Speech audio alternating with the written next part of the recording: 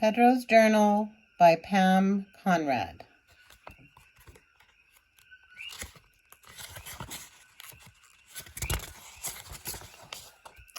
August 3rd. The ship's roster of the Santa Maria has me down as Pedro del Salcedo, ship's boy.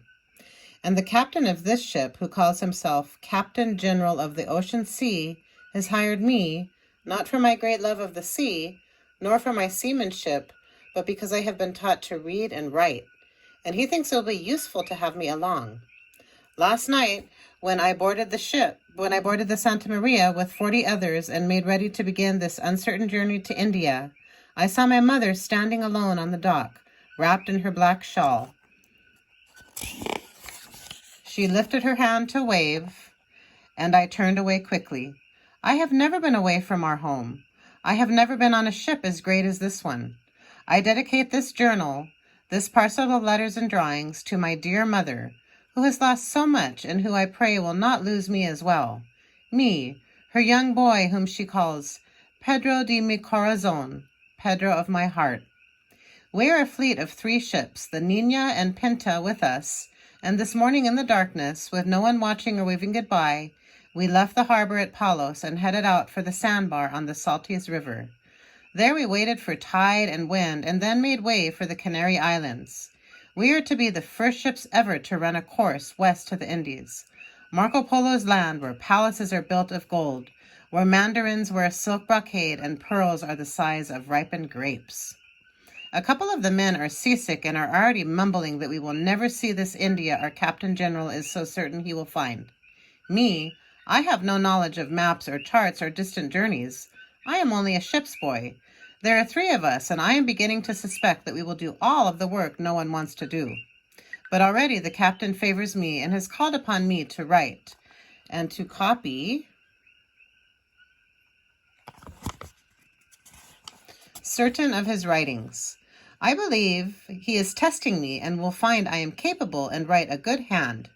The captain has told me he was pleased to see my stomach is as strong as my handwriting, and has encouraged me to sketch some of the things I see around me. Perhaps I am a natural seaman, although I admit that looking over the side of this creaking ship into the swelling water can fill me with terror. August 7th. God gave us good days, good voyage, good passage to the ship, Sir Captain and Master and good company. So let there be a good voyage. Many good days may God grant your graces, gentlemen of the afterguard and gentlemen forward. My mother would be pleased to know that each morning when the crew gathers on the deck, with the sails and lines rattling and clanking and the winds gusting above us, it is her own dear son who leads the morning prayers. She would also be amused to see the way the captain says his rosary with such a fury, as if his prayers are orders to be carried out immediately. I am learning the names and terms of all things to do with sailing and ships. In just a short time, given the captain's lack of patience and fiery temper, I have learned to pretend that I know what everything means. I nod my head yes to his orders, and then I search out someone who can explain what I must do. Yesterday, after only 4 days out, the captain was disturbed because the rudder broke on the Pinta. The rudder is the part that goes into the water to steer the ship, so of course we all had to wait. I went with him to the Pinta in our ship's small dinghy to see what was wrong. The ocean tossed and threw us about, and I held on to the sides for dear life, while Columbus and Martin Alonso Pinzon, the captain of the Pinta, shouted instructions back and forth to each other. We didn't get too close to the Pinta for fear of being crushed against her sides, but we were close enough to see what was wrong, and close enough to see that Martin Alonso was able to rig the broken rudder with rope. Columbus was pleased for the moment that his captain had come up with an ingenious solution to the problem, and we returned to the Santa Maria. Last night, Columbus wrote in his log that he believes it had been done on purpose, that there are men on board the Pinta who do not wish to make this journey. Now those ropes on the rudders have all broken in a hard wind. More repairs must be made, or a replacement ship must be found. There is a brooding silence about the crew, and I am surprised to learn through mumblings and complaints that few of the men want to make this voyage. No one has much faith, and they whisper among themselves of sea monsters and how the sea will come to an abrupt end and we will go toppling off the edge of the world like a log careening over a waterfall. My captain seems like a smart man. I cannot believe he would do something so foolish. So I turn away from the men when they speak so. But late at night, when I lie sleeping beneath my covers, sometimes I bolt awake, sure we are falling through space and that we've left the world behind. August 27th. The long voyage lies ahead of us. I learned that when we depart from these Canary Islands, we are in uncharted seas. Yet I wonder if we will ever leave. First, we wait for a ship to replace the Pinta, which not only has a broken rudder, but also is leaking. And now it seems there is no replacement, and she will have to be repaired. All day long, the men row from boat to boat, the boatswain, carpenters, caulkers, experts all, who swear they have solutions to the problem. There is much hammering and shouting as we toss about, straining our anchor lines and the nerves of the waiting sailors. Then, when it seems we are ready to depart on the long trek, Columbus gives the order to change the rigging of the Nina from lateen rigging to square rigging, believing she will handle better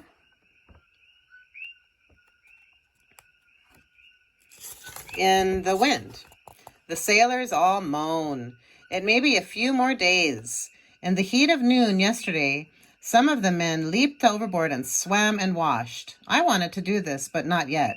I am too afraid and worry about being swept away from the Santa Maria, away from the hearing of my fellows. They call to me, "Come on, Pedro, leap it, leap it." But I am too afraid. September 3rd. During my watch, it is my job to turn the sand glass exactly as it empties and call out the time. I let the crew know what time it is and remind them all to pray that we are protected on this journey. Then I call them to dinner. Each morning I wash the slate of the navigator's notes after they've been transcribed into the captain's formal log, and then I carry this log back to his cabin where he writes in it alone. He writes each morning about the night before and every night about the day just past. He draws navigational charts that I do not understand even after studying them. He does not know that I tried to learn this.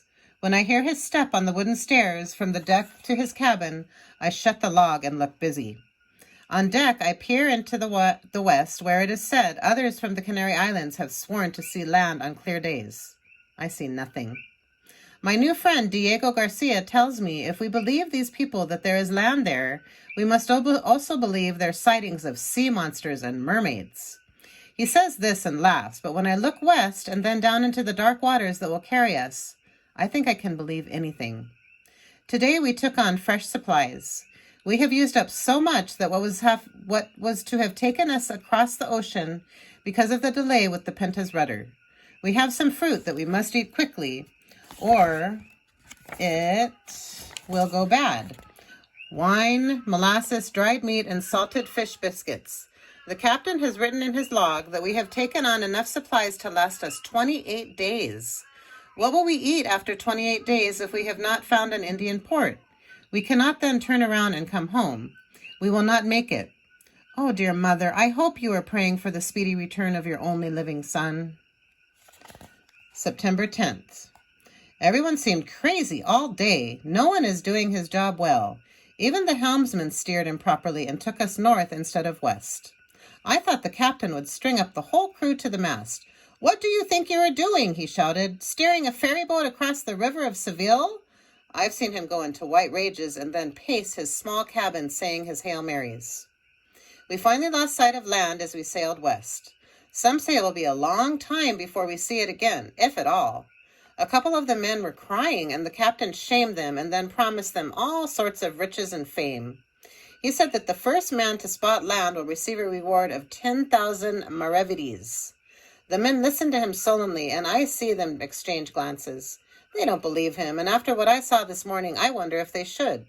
I noted that the morning slate said we made 180 miles, and yet the captain recorded only 144 in his official log that the men see. I believe he is trying to make the crew believe that we are closer to home than is true. But 10,000 maravedis? Think of all I could buy for my mother. Even now I can picture a beautiful dress, a rich dress that she could wear to Mass at Easter. I will keep a sharp eye. I will be the first to spot land.